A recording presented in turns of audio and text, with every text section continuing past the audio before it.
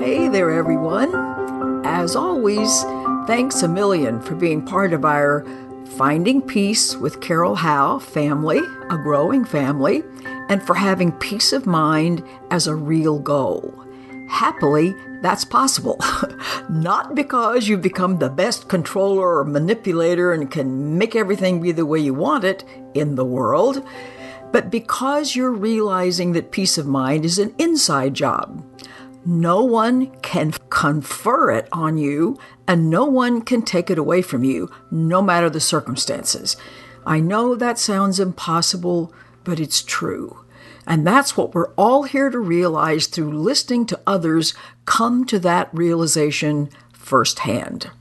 Today, we want to be reminded that all sorts of very specific and widely different issues or problems are actually entry points into exploring the single general problem of trying to live a satisfactory adult life when guided and instructed by beliefs and conditioning anchored in our early childhood. Being guided by unexamined notions about life constructed by an immature, undeveloped brain isn't going to work out well, no matter how hard we try. Our guest for today writes that many issues are present in her life, but health and money, as she says, scream for attention and relief. I love that. A brief look at the specifics of difficulty with money and health will always lead us directly to the actual overarching problem of lack of self-regard or self-expression, a variation of that unfortunate programming from which we all suffer. Her email is witty and engaging as she asks for help, and I'm very much looking forward to our chat. I feel sure you will enjoy whatever surprises spring out of this hour of discovery. I know I will. So here we go.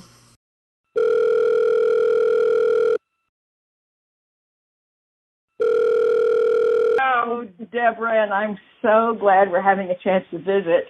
I enjoy receiving your email because it sounds so much like you've got a great sense of humor. And a great sense of humor is really necessary when we look at what's going on with us. So as I read it and you said something about, well, you certainly do realize that there's really only one problem, but things like health and money seem to be front and center. And I thought, well, they usually are for everybody. You know, the big three, love, money, and health, where our issues seem to show up. So anyway, how about if you just take it from the top and tell me today, right this minute, what seems to be going on that you would like to address first? Okay, well, again, I just want to thank you so much for doing this, what you do, because deep dive is my favorite thing to do on any subject. So I find myself here today, never really confronting looking at this particular area, and it's time. And I look at everything through the Course in Miracles, the meta perspective. That's where you come in just to play for me so much because you can talk me through that. Wonderful. Having said that, I'm a boomer. I just turned 60. Okay. So now I have wisdom and I have experience. And the classroom is, I have subjects for the classroom now. And so I couldn't be happier in that respect. Right. But, I'm afraid of it because the system that I have COPD. It's a degenerative, disease. It's going one way. There isn't. So those things are concerning to me. I don't really like to talk about it. I'm an ostrich about it. I don't like to, I put my head in the sand. And then I get very concerned that others aren't concerned about my health. So it's kind of one of those things. So, then I can't make money because I'm on disability and I'm restricted, and then there's all of that, and there's doctors, and so it's just a area that I don't know how to adjust. I don't know how to address it. Okay, well, one of the things that you just said, which is, well, you just don't really like to talk to anybody about this or share with anybody about that. And I don't know if anybody really means like not one single soul in the whole world or just clients or something like that, but is having this current circumstance in your life. And notice I'm going to call it a current circumstance because I know in the world we have been led to believe that some things are incurable, some things can never be reversed, and so on and so forth. And unfortunately, we believe that. So that's why I'm going to call it a current situation and not an inevitable from now on situation, because that's not helpful. So currently, what is it that keeps you from wanting to discuss this with your friends, family, or whatever? I think because there's just so many, it's like a ball of, to me it's like a ball of yarn that I'm trying to sort out, get the kinks out of, and then I can pretty much navigate it and feel comfortable, in my decisions and what have you. This is different because every time I pull on a thread of this ball of thoughts about how to deal with this, this circumstance that I find myself in, something else is either suffers or, then I have to take that thing into consideration. And by the time I'm done, I'm just, mind-wise, I'm exhausted. I don't want to do anything. And so it's... Can you give me an example of what one of those threads is and where it feels like it leads you that you consider unfortunate or not healing or something like that, so that we can deal with a real specific? Okay. The top of the list is I have a son who is also disabled. Okay. He's in his 40s. He lives with me. He's functional, but it's still this is his home. He can't work, so he is kind of like I'm responsible for him. So any move that I make is going to have consequences on him. And so I don't know how to get around that.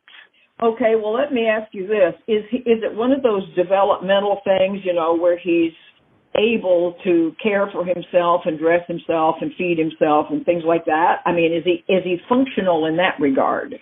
Yes, his diagnosis is schizophrenia, but he is a functioning, and he is on his medications and that. So it isn't that he's incapacitated. Okay. But he doesn't have a lot of the skills required to live on his own. I hear you. My ex-husband's cousin had two of his children were schizophrenic, and one was in an institution and one lived at home. So I watched them from firsthand, like how this becomes the centerpiece of your life kind of thing when you have to deal with something like that. Yeah. And, and there's a lot of things. So from that, then I go into something else, and so there's a thread, and then there's other things to take into consideration. So it really, it's not that when I say I don't want to talk to people about it, but I don't want to scare the people that I love that they're going to be in distress because they don't know how to help me either.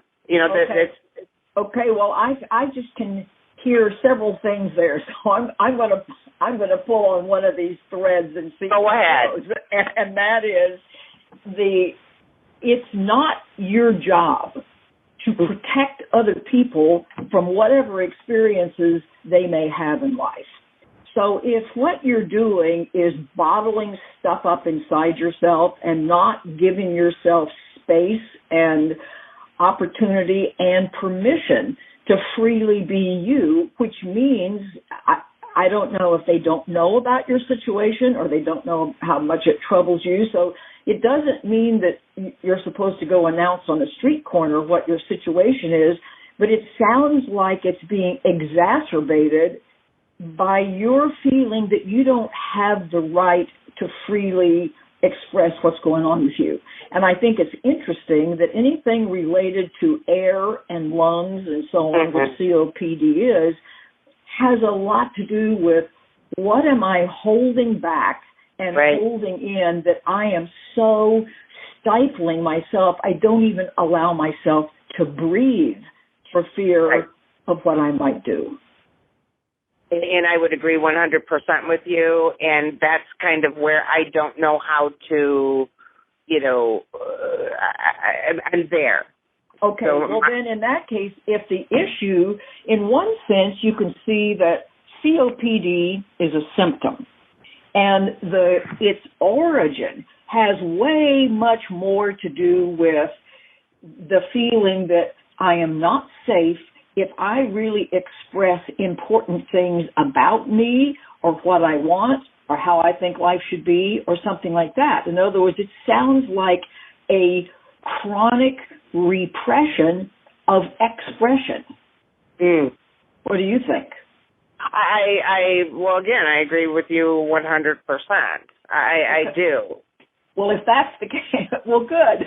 I mean, then how about if we start to turn this around, which is obviously there must be some history or some prohibition against simply saying, this is what I like, this is what I don't like, yes to this, no to this. It sounds like there's just not, you have felt from your earliest days that you do not have permission, safe permission, to show up with your own take on life, so to speak. What do you think? As we just quickly ran through my life right there in that 5 seconds. Yes, I'm sure there is. Now, then what we need to do is, if you're sure it is, and I'm sure there is too, and the reason I'm so sure is because we all have this to one version or the other. I have to laugh. I remember somebody came to see me years and years and years ago, and she spent about 25 minutes telling me this convoluted tale, and it was a bizarre tale between her and her boyfriend and what was going on. And at that time I said, well, probably what's going on is blah, blah, blah. And she said, how could you possibly know that in only 25 minutes? And it's like, because I knew before you walked in the door that's what's going on, because the same thing is going on for all of us. It's only like just different flavors of the same thing. So if there has been repression, it's because part of that is we inherit, DNA-wise. That's getting to be pretty common knowledge. And then the particular environment in which you grew up, both through modeling and just the energy and the air and all of the nonverbal stuff that was going on, made it clear to you as a little tiny person with an undeveloped brain, and therefore you weren't playing with a full deck, as none of us were, that you got programmed in your head that simply expressing and being who you are gets you abandoned, punished, dead, ostracized, humiliated, or in some way deeply, deeply unsafe. And once we decide, because little young animals are going to go toward what feels better and away from pain or away from threat, it's just the built-in survival thing. So the problem is we grow up to be adults, but we're still living out of infantile programming. In other words, we're still trying to stay safe against a threat that would not be there if we could let go of our programming. Does that make any sense at all? Yes, I love where you're going. So my question would be then, does it matter? So, and here's, because I'm with you up to that point. Then I would say to myself, or in conversation, well, maybe I need to figure it, go back to the moment that occurred, the genesis of that. No. So, okay. No. You don't even have to explain anymore. The answer is No, that's a huge, huge mistake people make. Okay. Like, I've got to go back and dissect everything that happened in my past, as if doing that would solve the problem, because the lack of safety is happening today. Right. In other words, so how I started my path down the road to not feeling safe is, we just know generically happens with everybody. And I mean, it certainly can be interesting to go back and go, okay, my mother did this, my father did this, my big brother did this, and so on and so forth. But the net effect of it is that, okay, now I'm an adult. And what we did when we were little is build up all of the defenses and all of the processes by which we thought we were going to stay safe. And the primary major one that afflicts every human being on the planet is we shut down, we hold in, we hold back. We close down right on down to a DNA level. That is an instinctive thing. Watch any animal that's threatened, what it does. You know, it will, in whatever way, depending upon the kind of animal, it will withdraw, it will retreat. And then, of course, what threatened animals with their backs up against the wall do is they lash out and attack. So human beings do the same thing. So you can count on the fact that virtually anybody that you know or have ever met is suffering from the same case, so to speak, of not feeling safe, living out of the grip of their survival strategy programming, and not knowing why things won't work out well, because it's that programming that I need to change. So if you can begin to see, well, yeah, it's true that I don't feel very safe. I mean, you can. Is that something that you can consciously be aware of right now? Yeah. Oh, I would have to say I've never really, talked about the safety aspect of it, but I would trust your judgment to say that would be a great distillation, and yes, absolutely.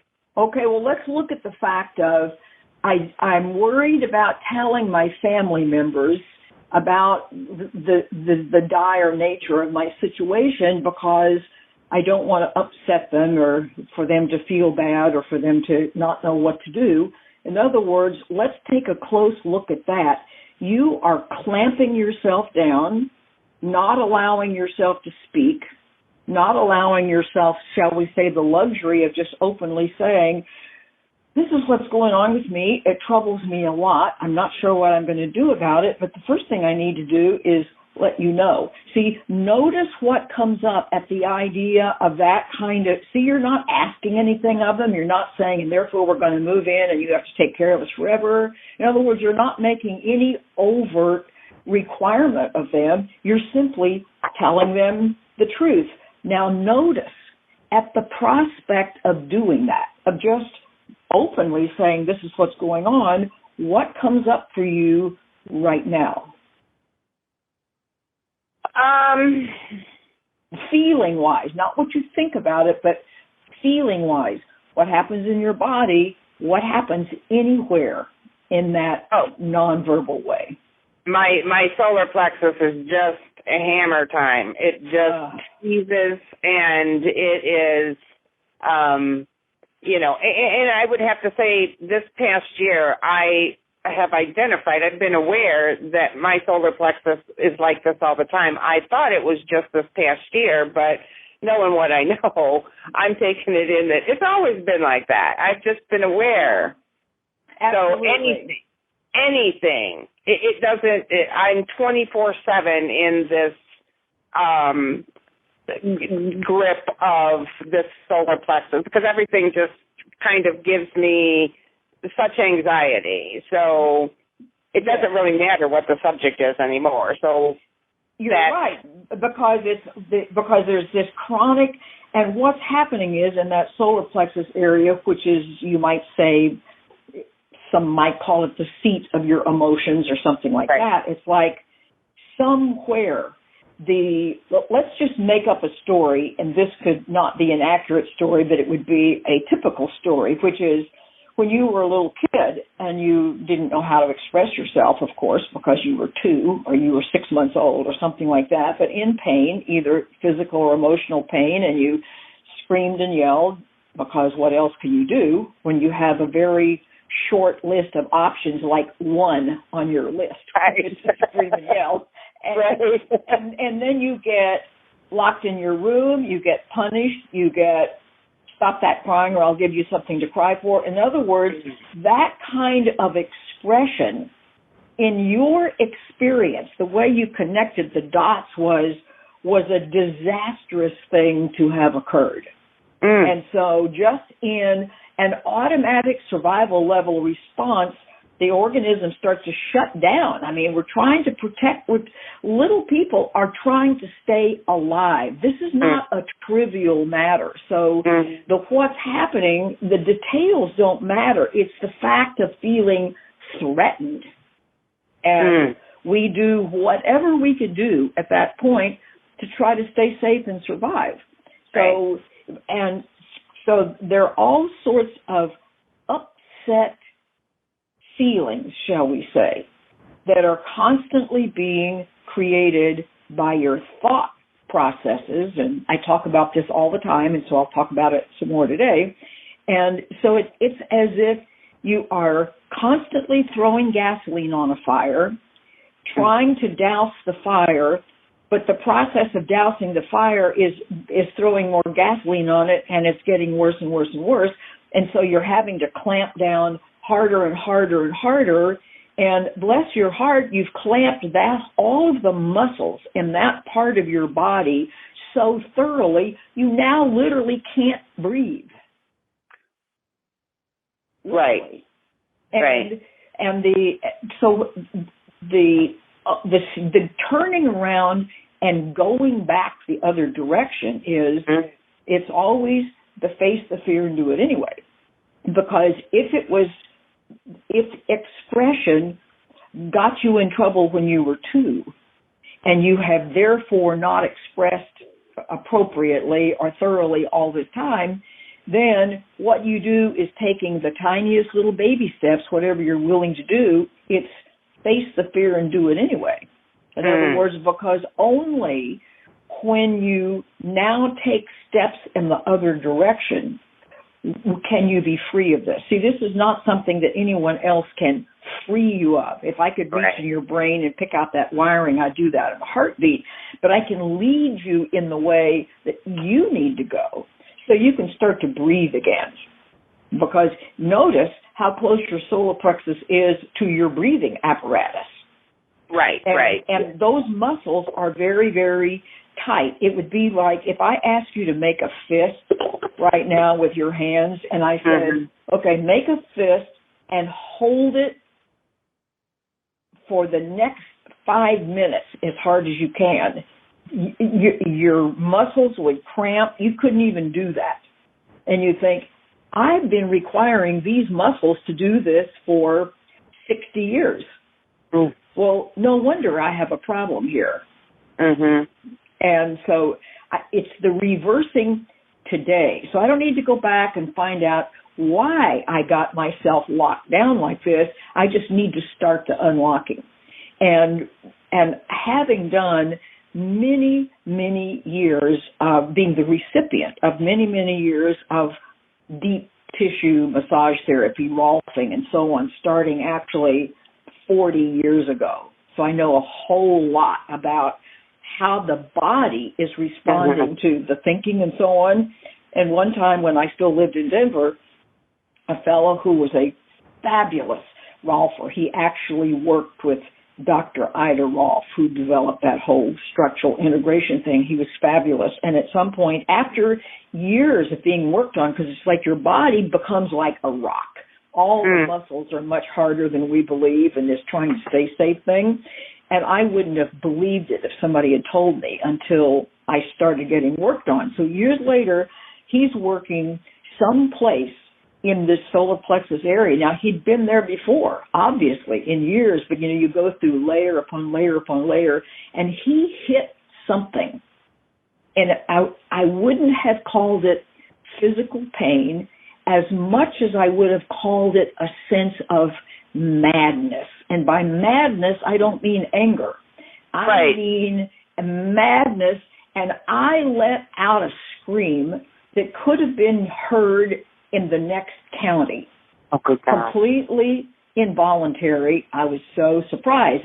And I'd done years of work with him. It's like you just never knew what was going to happen next. So one of the reasons why I love to do this is that I've always made myself be my own guinea pig, so that I don't tell anybody anything I haven't done myself and found out firsthand what happens and what to do about it. So what's locked in there is lots and lots of pain, emotional pain, deep hurt that you've not known anything to do about that except try to lock it in. And the attempts to lock it in is just making it worse. So today is going to be the first day of, okay, I know what's going to happen if I continue on the course I'm on now. And I don't like the course that I'm on now, so that should be motivation enough to say, well, I don't know if other things work, but I'm willing to try it. So the first thing I want you to do is just right now, rather than your solar plexus area being the enemy, because that's where a lot of the emotional stuff is residing, and this is not a thinking process. This is a just follow my instructions process, which is just put all your attention on this whole solar plexus chest part of your body, and you're putting the attention there with no agenda. You're not trying to fix it or improve it or make it go away or alter anything. You're putting your attention on this part of your body in the sweetest and the kindest and most gentle way. It's as if you're shining a very beautiful light on this part of your body, more as a welcoming, like I welcome you being here just the way you are. So just put all your attention, just instead of trying to fix this or run away from it, embrace this in your own mind. It's like this is not an enemy. All of this is a friend. So just the idea is open to it. Just open to what you feel, to that part of your body right now. That's where we're paying attention. You just welcome this part of your body and breathe as deeply as you're able. And just be very sweet and very kind to this part of your body as if it's little 2-year-old Debra imploring for your love and help. And of course, you're going to give it to her. And just breathe as much as you can. And just whenever anything happens or you have anything to say or ask, let me know.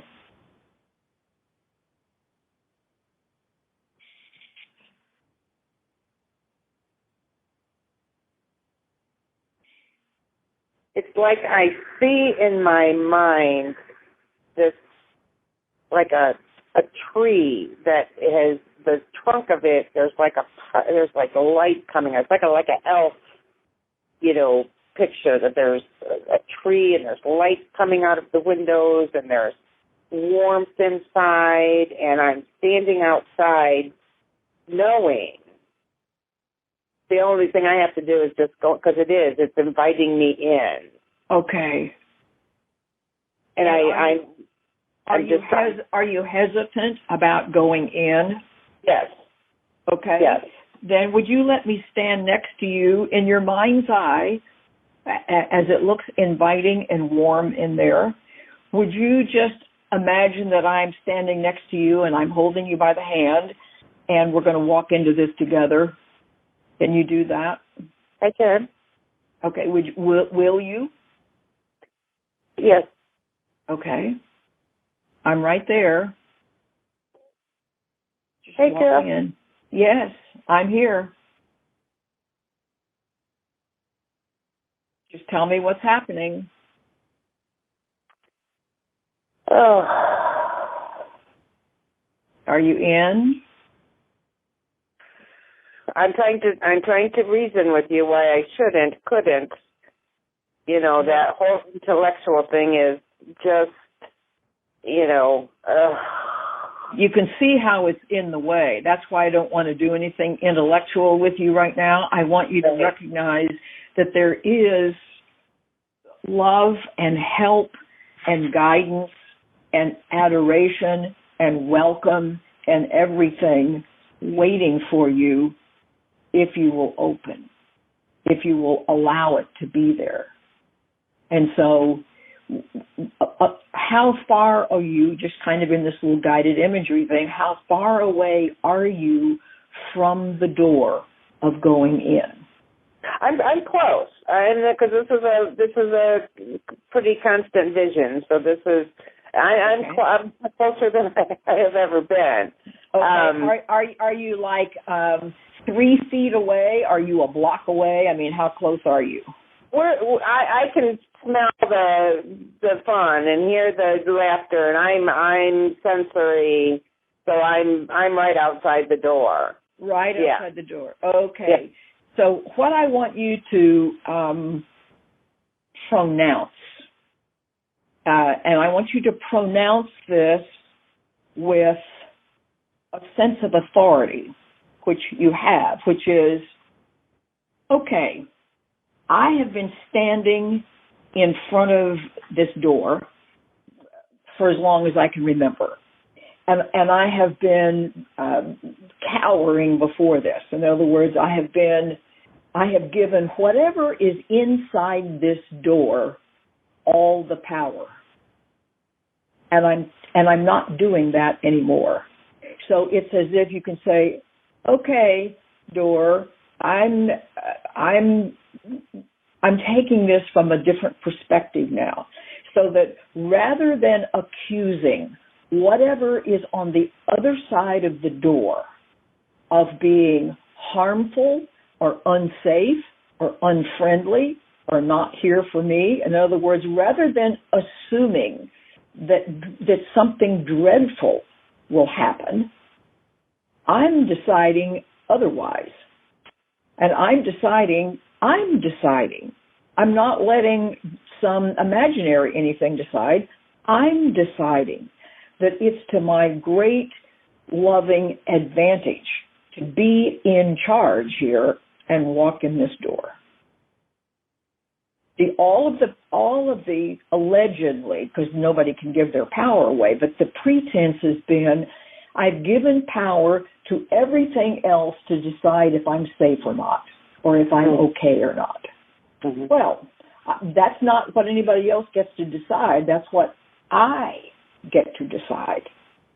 And I'm deciding this on my own behalf right now. Tell me what's happening.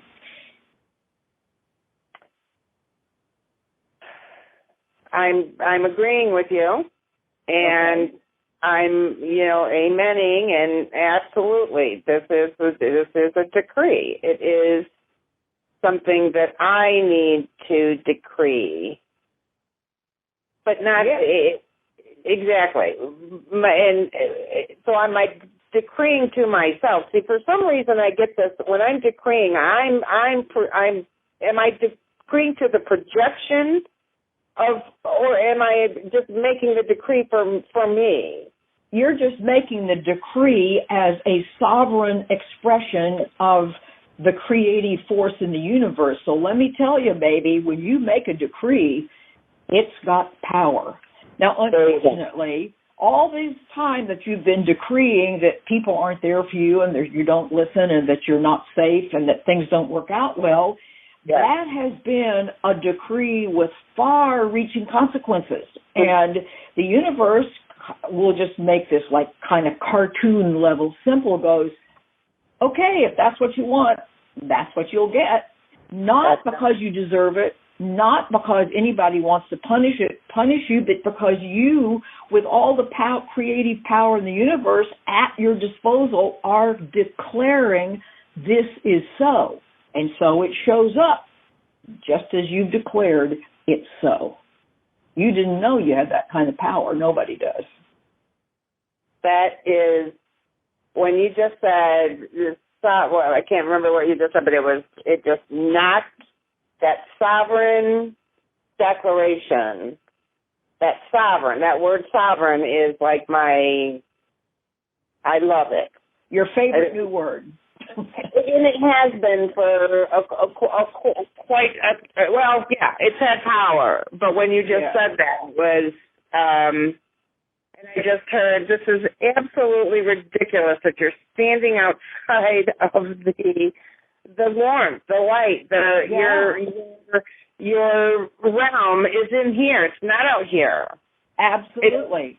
And so my friend Carol says, come, let's go. I'm tired. I'm cold out here. I want to go in. Let's just walk on in, and let's just know that I can declare anything I want, being the sovereign being. And you know what?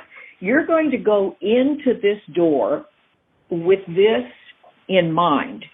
I don't know who or what is inside this door, but my intention is that whoever or whatever I meet, I want them to be safe.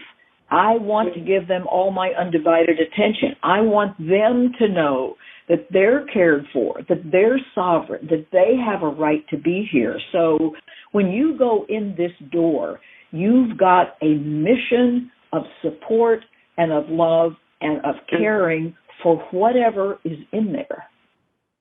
Wow. And watch what happens when you do that. Wow. You ready to do that? I am. I'm excited to see. Yeah. Then we've got to do it. Hold me by the hand and step over that threshold with. This is what you want. This is the key to this. Is feel yourself open to the calls for help of whatever is in this room. You can count on the fact that virtually everybody and everything, well, I don't know about everything, maybe not a bush, but you can count on the fact that most people don't feel loved, safe, cared for, listened to, acknowledged, or valuable. So everybody is carrying this horrible burden of feeling not okay and all the defenses to try to deal with that in the world. And so imagine the relief that you can bring to whoever's inside this house by having this as your mission when you step over the door. Are you ready to step over it with that in mind? So you are opening. You are opening so that your light can shine on these people so that, I mean, literally, you can imagine they're down on their knees asking for your help. Are you going to help or not? Yes. Okay. Yes. Step in the door, and I'm with you. Step in the door, and your intention is, I'm here so you know you're safe.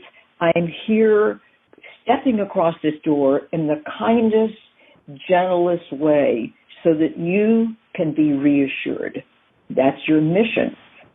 Step over the door. Keep that in mind. Your mission is, I want whoever you are to be safe. Okay. I'm in. Are you in? I'm in. Okay. What do you see? What's going on in there now that you're over the door? I see everyone sitting around conversating and laughing and feeling very safe, feeling very comfortable, feeling very satiated, feeling very joyous and inclusive. And it's And how do you feel? If this is what you're seeing with everybody there, how do you feel? Given that here you are, what you want is for these people to be happy and to be safe, and you're bringing with you your own happiness and safety to offer them. So this is your highest priority. You know that everybody there needs another dose of feeling loved and safe. So look at them. Specifically, since you're inside the door, look at each one of them. And specifically, with no concern on your part about anything whatsoever. In other words, you're now not even thinking about you. All of your attention is on, I want these people to be healed. I want them to be safe. I want them not to be so scared. So this is your intention. Just look at them. Whether they're looking at you or not doesn't matter. You just look at them and want that for them. And just at some point tell me what happens.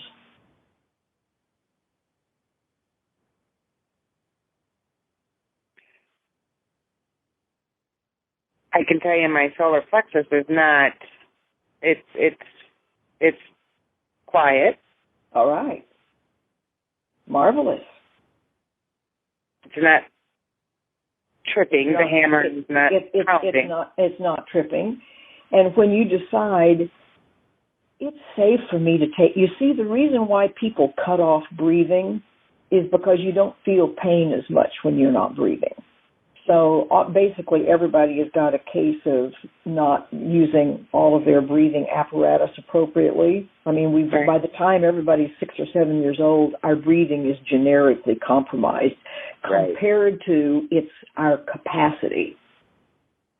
And what happens for most people is that all of the cartilage between the ribs really literally atrophies. In other words, we so get used to limiting our breathing and we don't allow the lungs or the ribs to expand to their full capacity, so that pretty soon they just kind of atrophy.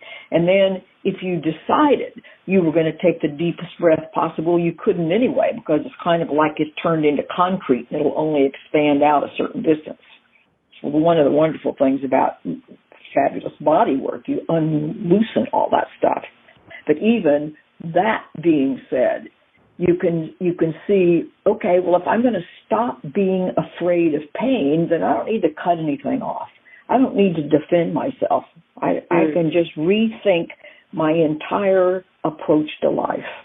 I can approach it now, and this, of course, isn't done over a weekend. This is a habit of training myself the way I see things. Is now the ground presumption that I'm going to make as I interact in the world is that it's a friendly place, I'm safe, everybody's here for me, all is well.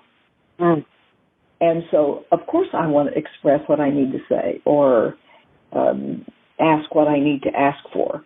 I have every right for that, and I'm safe doing it. I've made myself unsafe by saying I'm not safe. And the universe doesn't do like computers do, where it brings up a little dialog box and says, are you sure you want to delete this file? Are you sure you want to save this? It doesn't ask you a question. It just knows you are inevitably, every nanosecond, everything that we're thinking and believing and wanting and fighting against and everything is showing up down to the last detail as our lives. And you can't say, okay, could you all stop this creative process for a while I just sit and relax? It's like, no. It's like that manifestation of our lives showing up as related to what we're paying attention to. And when I'm constantly defending, I'm constantly paying attention to the fact that I'm not safe. And it's like, okay, that'll be my experience. I'm not safe.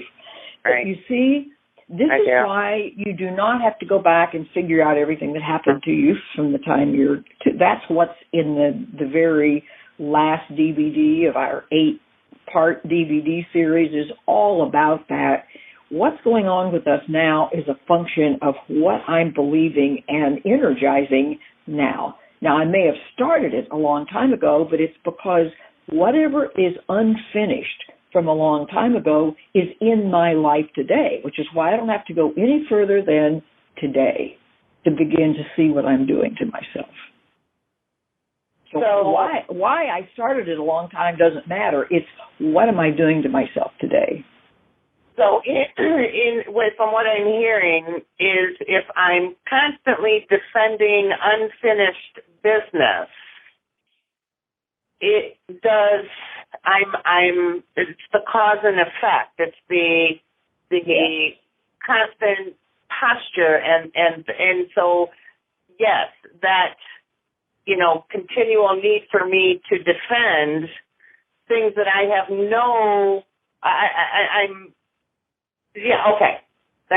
yes, correct. Go to the head of the class.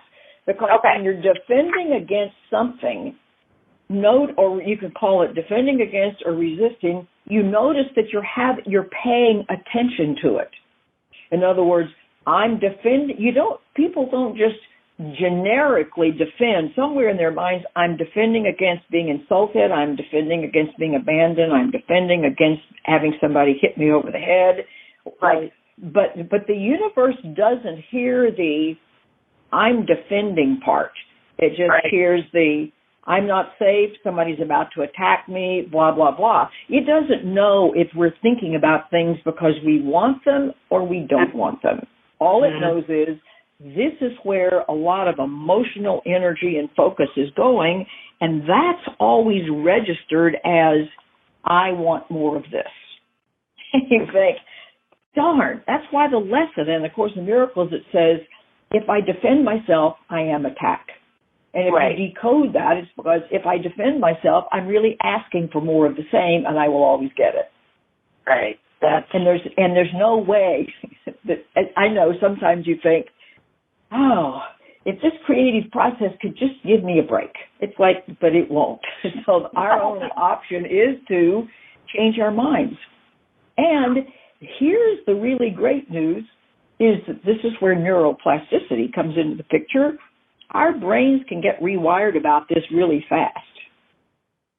It doesn't take years and years and years to change your mind about something. Like you just changed your mind, for instance, about, okay, I'm walking in this door. In other words, you walked in the door, you discovered that nothing horrendous occurred. So something started to shift, something like, well, maybe it's just safe for me to show up being me after all. Fair to say. And if I don't want to put words in your mouth, but if I would make a statement about it, is that accurate? Oh, yeah. I mean, you could. Anything you say, I always say, well, she's talking about me. How does she know these things? Because you are. Yeah. So whatever you say is pretty accurate. Any given day or moment or so. But here's the thing that I want you to notice is that when you shifted your attention to, I'm going to just walk in here and here's my goal. My goal is I'm putting all my attention on these people and I want them to know that they're okay and that they're safe, and I'm looking at them and I'm paying attention to them and I'm honoring who they are. In other words, when you decided to do that and you stepped in the door, you felt different, did you not? I did. Okay. Yeah. So something at a feeling level was different.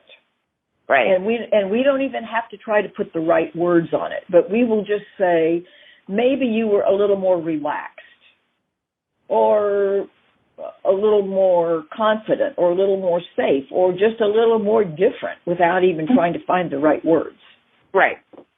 Okay. Exactly. That's how fast your brain can get itself rewired. Because the way I feel is always a function of what I'm thinking. And so right there in that short little example, you decided to think differently. And it didn't require a whole lot of history as to why this is a good idea. It's like you decided that you would indeed put these people's interests not so much above your own. It's not an above your own thing, but it's at this moment your attention was on, I want them to do well. It would be like if a child is calling for help, then all of your attention is going to go on the child. That doesn't mean that other things aren't important to you. It means at that moment, they've got your attention. And because get your attention. Isn't the whole idea of sovereignty to benefit everyone, to make sure that all is well? That's Absolutely. That's why that concept or construct to me is so vital personally for me, because that is where I want to live out of. Absolutely. And you see, you started it just now. But the thing that I want you to hear is, I started it. I decided I will do this. I will put my attention right at this moment because I am a sovereign, creative presence. Remember, the Course says, there is no place where the Father ends and the Son begins as something separate from himself. You are the same creative power as whatever you want to call God or the great mystery or the quantum fields or anything else. You are a specific expression of the only creative force there is. We cannot ever get away with mindless thinking and thinking that that's not going to do anything. I mean, I've got the whole creative power of the only creative power there is informing even my most mindless chatter. Wow. And I can't ever make it not be that way. So I've got to be much more mindful about, well, then what am I taking this immense creative power and pouring it through, so to speak? If I'm pouring it through, I don't have a right to be here and I don't have a right to talk and I've got to protect everybody else and I'm not safe and I don't like me or anybody else. It's like, wow, well, when you take the creative force of the universe and you might say pour it through that matrix of thoughts, you aren't going to like what you get. However, just as if you turn your head, which I'm doing right now back in my office, if you turn your head that fast, there's a different view in front of you. If you change your mind that fast, life can change for you. Because your life is always a reflection of your thought. So if your thought is always about defending against what you don't want, you will always get what you don't want. Because you have just made a prayer down on your knees for more of what you don't want by defending against it. So now, what do you think about yourself? Are you amazed at yourself? I hope.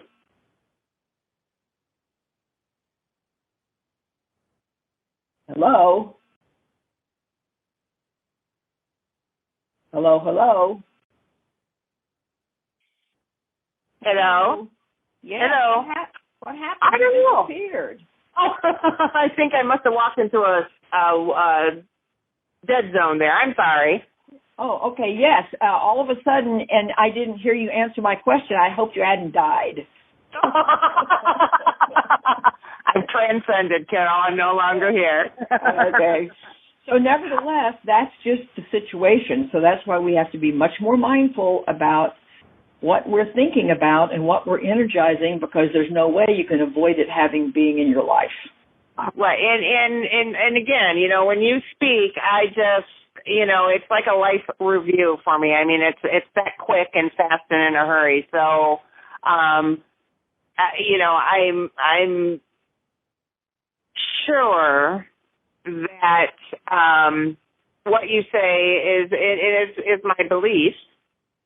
And, you know, I am the most fascinating thing to me is me, and to figuring out, but sorting out and experiencing you. In other words, it's like, this is why I will tell everybody, don't take my word for this. Go try it and see.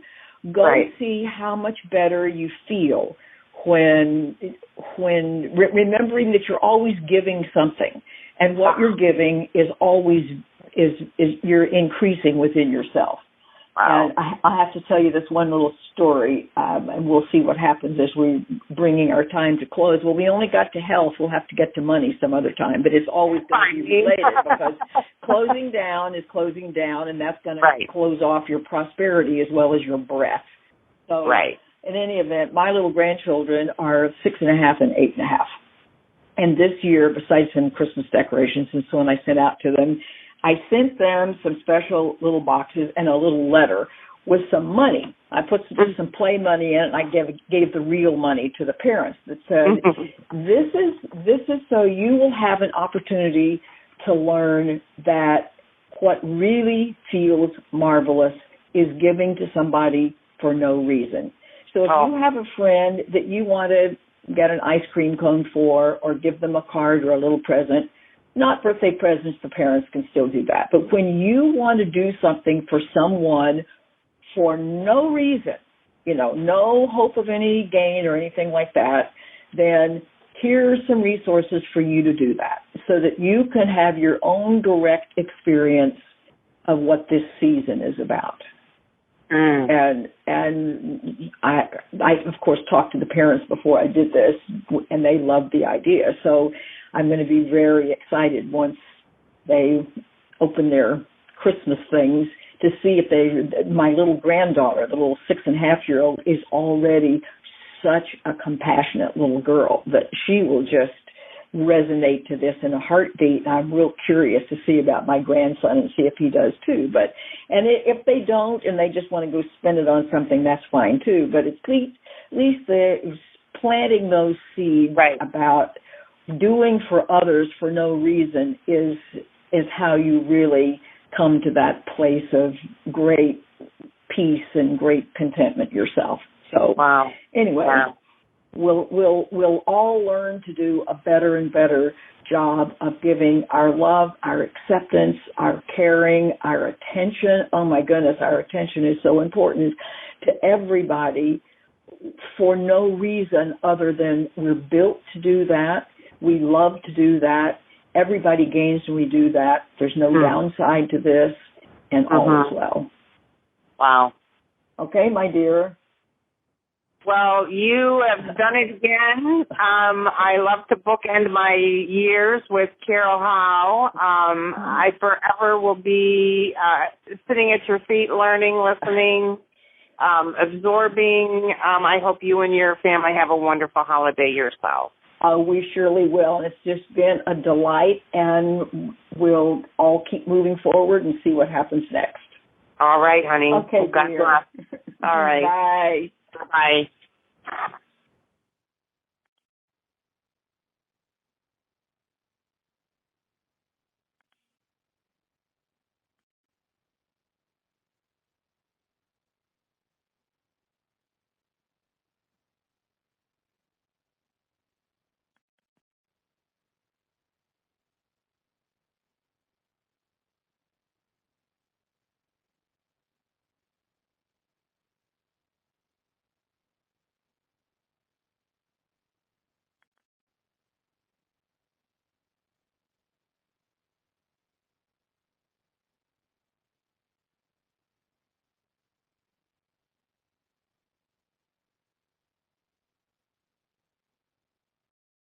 I surely hope you enjoyed this conversation as much as I did. I just love doing this work. And you can see that, although it might seem foreign in the beginning, this is not complicated.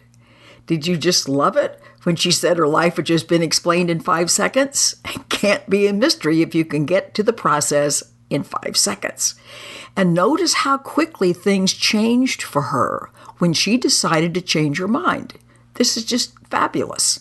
So be mindful of what you're focusing your attention on and give what you want to receive. Watch what happens. Use your own life as your own grand experiment, your own laboratory. Be your own guinea pig, so to speak. Now, if you would like some life mystery decoded and you're having a little difficulty with that, send us an email at findingpeace@carolhowe.com and let us know your situation. Every week we choose from entries that people are sending in that are most representative, so we really look forward to hearing from you. Until then, practice being mindful, wish everyone well, and see what happens. We're so looking forward to being together next week. And until then, best wishes from all of us. Bye for now.